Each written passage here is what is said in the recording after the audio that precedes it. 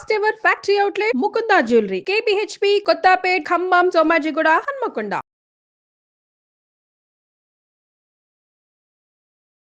నమస్తే, welcome to our channel. గతంలో 40-50 ఏళ్ళు వయసును దాటిన వాళ్ళకి తెల్ల జుట్టు వచ్చేది. కానీ ఈ కాలంలో చిన్న వయసులో కూడా జుట్టు తెల్లబడిపోవడం అనే సమస్య చాలా తరచుగా చూస్తున్నాం. దీన్ని pre mature greying of hair అంటున్నాం. సో ఈ pre mature greying of hair కి చెక్ పెట్టాలంటే మన ఇంట్లో దొరికే ఇంగ్రీడియంట్స్ తోనే న్యాచురల్ మెథడ్ ఆఫ్, అంటే ఎలాంటి డైస్ వాడకుండా న్యాచురల్ గానే హెయిర్ ప్యాక్ వేసుకోవచ్చు అని చెప్పుకొస్తున్నారు. సో ఆ హెయిర్ ప్యాక్ ఏంటి, దానికి కావాల్సిన ఇంగ్రీడియంట్స్ ఏంటో ప్రస్తుతం మనతో పాటు ఉన్నారు డాక్టర్ ఆదిత్య గారు. ఆయన మాటలోనే అడిగి తెలుసుకుందాం. నమస్తే అండి. నమస్తే అండి. ఎలా ఉన్నారు? బాగున్నానండి. సో జనరల్ గా ప్రీమెచ్యూర్ గ్రేయింగ్ ఆఫ్ హెయిర్ అనేది చాలా కామన్ అయిపోయింది. ప్రెసెంట్ ఉన్న జనరేషన్ లో అయితే పొల్యూషన్ కానీ లైఫ్ స్టైల్ కానీ అదొక్కటే కారణమా ఈ జుట్టు తెల్లబడడానికి? ఇంకా వేరే ఏదైనా రీజన్స్ ఉన్నాయా? కొంతమందిలో మీరు చెప్పిన రీజన్స్ తో పాటు జన్యుపరంగా అంటే జెనెటికల్ ఇది కూడా ఉందండి. సో చాలా మందికి ఆ జన్యుపరంగా వాళ్ళ ఫ్యామిలీ హిస్టరీలో ఉండడం వల్ల కూడా వచ్చే అవకాశం ఉంది. అంటే ఏజ్ పైబడకుండానే టీనేజ్ లోను, లేకపోతే కొంతమందిలో చిన్న పిల్లలు 8 సంవత్సరాలు 12 సంవత్సరాలు ఆ పిల్లల్లో కూడా హెయిర్ ఫాల్ అయిపోయి గ్రేయింగ్ అయిపోయి సో అలాంటి చాలా మంది ఇబ్బంది పడే కండిషన్స్ కూడా కేసెస్ కూడా నేను చూసాను. అవునండి, నేను కూడా మా నైబర్ 12 ఇయర్స్ అబ్బాయికి సో మొత్తం తెల్లగా ఉంటది. ఎందుకు నీకు ఎలా వచ్చింది అని అడిగా. మీ ఇంట్లో మీ ఫ్యామిలీలో ఎవరికన్నా ఉందా అంటే లేదు, నాకే వచ్చిందని చెప్పుకొచ్చాడు. ఇంకోటి మీరు అన్నట్టు అంటే పొల్యూషన్ ఎక్స్పోజర్ కూడా ఒక ఇది. తర్వాత బాడీలో న్యూట్రిషన్ డెఫిషియన్సీ. ఇంకొకటి నేను ఎప్పుడూ చెప్తున్నట్టు లివర్ హెల్త్ కూడా చాలా ఇంపార్టెంట్. ఎక్స్టర్నల్ గా వచ్చే ఏదైనా, అది స్కిన్ ర్యాష్ అవ్వచ్చు, లేకపోతే హెయిర్ ఫాల్ అవ్వచ్చు, లేదంటే ప్రీమెచ్యూర్ గ్రేయింగ్ అవ్వచ్చు. సో ఇవేవైనా కూడా మన లివర్ హెల్త్ బాగుంటే, గట్ హెల్త్ బాగుంటే కనుక ఈ బోత్ మనకి సపోర్ట్ చేసి ఎక్స్టర్నల్ గా మనకి అది రెసిప్రొకేట్ అవుతాయి. సో ఆ లివర్ హెల్త్ కూడా చాలా ఇంపార్టెంట్. అది బాగోకపోయినా ఇలా చిన్నపిల్లలు అండ్ ఈవెన్ పెద్దవాళ్ళలో కూడా అందుకే చూస్తాం. సో అయితే లివర్ హెల్త్ అనేది కూడా ఇంపార్టెంట్ అంటారు. మరి దీని రూట్ కాజ్ అయితే లివర్ దగ్గర ఉంది. సో మన లివర్ ని హెల్తీగా ఉంచుకోవాలంటే మనం తీసుకోవాల్సిన ఆహారం కావచ్చు, డిటాక్స్ చేసుకోవాలంటే చేసుకునే పద్ధతులు ఏమైనా ఉన్నాయంటారా? ఎస్, ఇప్పుడు మనకి ఈ లివర్ డిటాక్సిఫైయింగ్ కి చాలా బాగా యూజ్ అయ్యేది ఒకటి టర్మరిక్, ఇంకొకటి వేపాకులు. సో పరగడుపున అంటే రోజు అవసరం లేదు, ఎవ్రీ మంత్ ఒక 4 to 5 days పెట్టుకోండి. ఒక 4-5 ఆకులు చక్కగా నవిలి తినేసేయచ్చు.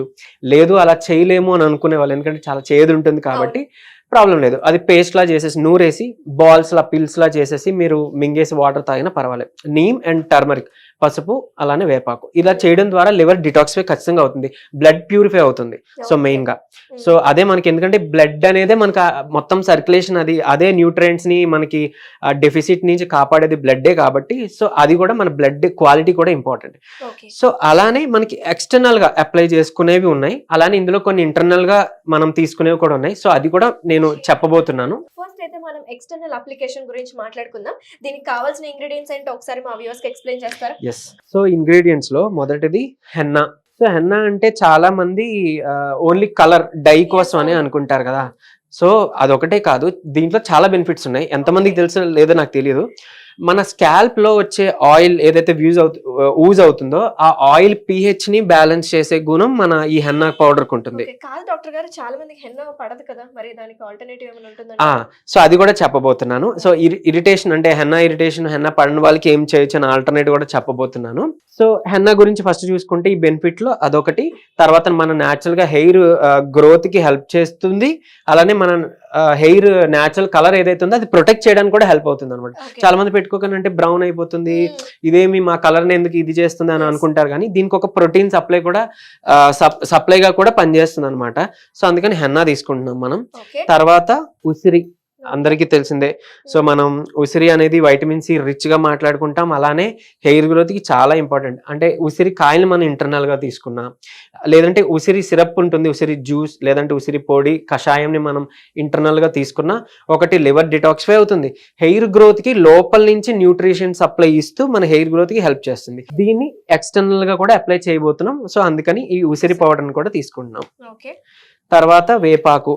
సో కొంతమందికి స్కాల్ప్ లో అంటే ఇన్ఫెక్షన్స్ రావచ్చు, డాండ్రఫ్ ఉండొచ్చు, scalp infections, fungal infections, so వాటి నుంచి కూడా కాపాడుతూ, తర్వాత ఇది ఏమంటారు మన స్ప్లిట్ ఎండ్స్ ని వాటిని కూడా ఏమంటారు తగ్గిస్తుంది. అలాగే మన హెయిర్ గ్రోత్ కి ఒక మంచి సప్లిమెంట్, న్యూట్రిషన్ సప్లిమెంట్ గా కూడా ఇది హెల్ప్ అవుతుంది అనమాట నీమ్. అయితే జనరల్ గా ఇప్పుడు మనము గ్రేయింగ్ ఆఫ్ హెయిర్ కే కాదు, అలాగే డాండ్రఫ్ కి, హెయిర్ ఫాల్ కంట్రోల్ అవ్వడానికి కూడా ఉపయోగపడుతుంది. అవును, ఉపయోగపడుతుంది. ఇంకొకటి, కొంతమందికి ఫ్రిజీ హెయిర్ ఉంటుంది, ఫిజీ హెయిర్, ఆ డ్రైనెస్ వల్ల కొంచెం చిక్కులు పడిపోయి లేకపోతే ఫిజీగా ఉంటుంది కదా, అలాంటి వాళ్ళకి సాఫ్ట్ చేయడం కోసం మనం చక్కగా మంచిగా మనం పెరుగు తీసుకుంటున్నాం. ఈ పెరుగు దానికి యూజ్ అవుతుంది అనమాట. అండ్ ఆబ్వియస్లీ న్యూట్రిషన్ సప్లై కింద కూడా హెల్ప్ అవుతుంది. సో ఇప్పుడు హెన్నా కొంతమందికి పడదు అన్న వాళ్ళు గుంటగలగర మీరు వినుంటారు, బ్రింగ్రాజ్. సో హెన్నాని రీప్లేస్ చేసుకుంటూ బ్రింగ్రాజ్, ఆ గుంటగలగర పౌడర్ ని మనం దీంట్లో ఇంక్లూడ్ చేసుకోవచ్చు. సో అలానే ఇది క్వాంటిటీస్ కూడా మనం ఆబ్వియస్లీ నేను చెప్తాను, క్వాంటిటీస్ కూడా చాలా ఇంపార్టెంట్. అంటే మనం తీసుకున్నాం కదా అని అన్ని ఎక్కువ మోతాదులో కలపకూడదు, అతివృష్టి అనావృష్టి అంటారు కదా. సో అలా అయితే ఇక్కడ మీరు చూపించిన విధానంగా అయితే ఇక్కడ హెన్నా అయితే ఎక్కువ క్వాంటిటీలో కనిపిస్తుంది. సో బ్రింగ్రాజ్ కూడా ఇలానే సేమ్ హెన్నా ఎంత క్వాంటిటీ తీసుకున్నాం అలా తీసుకోవాలా? అంటే ఇది యాక్చువల్ గా లాంగ్ హెయిర్ వాళ్ళు అంటే ఫిమేల్స్ కి ఎక్కువ హెయిర్ ఉంటుంది కాబట్టి, సో ఎక్కువ మోతాదు పడుతుంది కాబట్టి ఇంత తీసుకొని చూపించాను. బట్ అంటే మీ హెయిర్ ఇప్పుడు అంటే ఆల్రెడీ కొంచెం హెయిర్ ఫాల్ అవుతుంది, కొంచెం పలచబడింది అనేవాళ్ళు మీకు తగినంత మాత్రం తీసుకోండి. సో ఎంత తీసుకోవాలి అని అంటే, సో హెన్నా కానీ లేదంటే బ్రింగ్రాజ్ కానీ ఏదైతే ఉందో 3 to 4 టేబుల్ స్పూన్స్ మనం తీసుకుంటాం. ఇది ఫైన్ గా గ్రైండ్ చేసుకునేది అయితే ఇంకా బెటర్, ఈజీగా అప్లైకి బాగుంటుంది. సో అదొకటి చూసుకోండి. బయట దొరికే హెన్నా పౌడర్స్ కంటే మనం నాచురల్ గా మన గోరింటాకు ఆకులతో పౌడర్ చేసుకుంటే ఇంకా మంచిదేమో. ఎగ్జాక్ట్లీ. తర్వాత ఉసిరి పౌడర్, ఇది హాఫ్ అంటే ఇప్పుడు 3 to 4 టేబుల్ స్పూన్స్ కలిపాం కాబట్టి 1 teaspoon తీసేసుకోండి ఉసిరి powder, కలిపేసేయండి.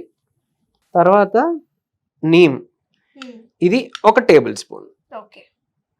So 3 to 4 table spoons ఈ హెన్నా పౌడర్ తీసుకున్నాము, దానికి 1 టేబుల్ స్పూన్ ఏమో ఉసిరి పౌడర్, ఆమ్లా పౌడర్ తీసుకున్నాము. అలానే నీమ్ కూడా 1 teaspoon తీసుకున్నాం. ఇప్పుడు కొంతమంది దీనికి తర్వాత ఫిజీ హెయిర్ అది డ్రై హెయిర్ ఉండే వాళ్ళు కొంచెం ఈ కర్డ్ ని కూడా మిక్స్ చేసుకోండి. ఇది పేస్ట్ లా చేసుకోవాలి కాబట్టి మీరు అంటే తగినంత చూసుకొని తీసుకోవచ్చు. మీరు అంటే కొంచెం వేసి మీరు మిక్స్ చేస్తూ కొంచెం టెక్స్చర్ పేస్ట్ లా వచ్చేలా చేసుకోండి, బెటర్. సో చాలా మందికి డాండ్రఫ్ అనే సమస్య చాలా తీవ్రంగా ఉంటుంది. ముఖ్యంగా ఈ సమ్మర్ సీజన్ లో ఎలా ఉంటుందంటే జిడ్డుగా అయిపోయి ఇట్లా గోర్లతో, అంటే ఈ గోర్లకు ఎంత జిడ్డుగా వస్తూ ఉంటుంది. సో అప్పుడు మీరు ఈ నీమ్ ని ఎక్కువ యాడ్ చేసుకోవచ్చు. అండ్ అందులో హెన్నా పడిన వాళ్ళకైతే ఆయిల్ pH అదంతా కూడా బ్యాలెన్స్ అయిపోతుందని చెప్పాను కదా, అది పర్వాలేదు. ఇఫ్ హెన్నా లేదు అని అనుకునే వాళ్ళకి, అంటే హెన్నా ఇరిటేటెడ్ అని అనుకునే వాళ్ళకి నీమ్ తీసుకోవచ్చు. అండ్ యాక్చువల్ గా కొంతమందికి పెరుగు కూడా పడదు, పెరుగు కూడా ఇరిటేషన్ అంటారు స్కాల్ప్ లో. అలాంటి వాళ్ళకి ఆల్టర్నేట్ గా మనం ఇందులో వాటర్ మిక్స్ చేసేసుకొని దీన్ని పేస్ట్ చేసేసుకోవచ్చు అనమాట. ఇది ఒక పేస్ట్ టెక్స్చర్ వచ్చేదాకా తీసుకుంటే బెటర్. స్లోగా యాడ్ చేసుకుంటూ మనం స్టిర్ చేసుకోవాలి.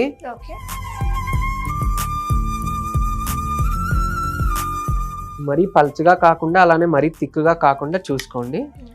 కొంచెం పడతాయి వాటర్ కదా? కొంచెం పడతాయి.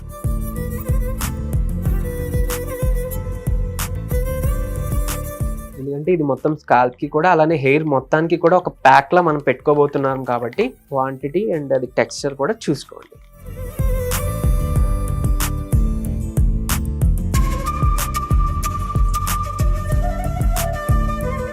అప్లికేషన్ అండి, ఎన్ని అవర్స్ పెట్టుకోవాలి, ఎంతసేపు ఉంచుకోవాలి? సో అసలు అప్లై చేసుకునే ముందుగా దీన్ని అట్లీస్ట్ ఒక 2 hours అయినా అలా వదిలేసేయాలి, అంటే మిక్సప్ చేసిన తర్వాత. ఎందుకంటే ఈ పెరుగు ఇవన్నీ కలిసిన తర్వాత అది ఒక మిక్చర్ మనకి మెడికేటెడ్ గా తయారవుతుంది. సో అట్లీస్ట్ ఒక 2 hours అయినా వదిలేసిన తర్వాత అప్పుడు మనం హెయిర్ కి మొత్తం స్కాల్ప్ అండ్ హెయిర్ మొత్తానికి అప్లై చేస్తాము. చేసిన తర్వాత అట్లీస్ట్ ఒక 2 hours ఉంచుకోవాలి. అంటే ఒకవేళ కుదరట్లేదు, వీలు పడట్లేదు, ఏదన్నా సడన్ గా వర్క్ ఉంది బయటకు వెళ్ళాలంటే పోనీ ఓకే 1 hour కైనా పర్వాలేదు, 1 hour అయినా ఉంచుకొని చక్కగా మీరు వాష్ చేసుకోవచ్చు. దీనికి షాంపూయింగ్ అవసరం అంటే అవసరం లేదు యాక్చువల్లీ.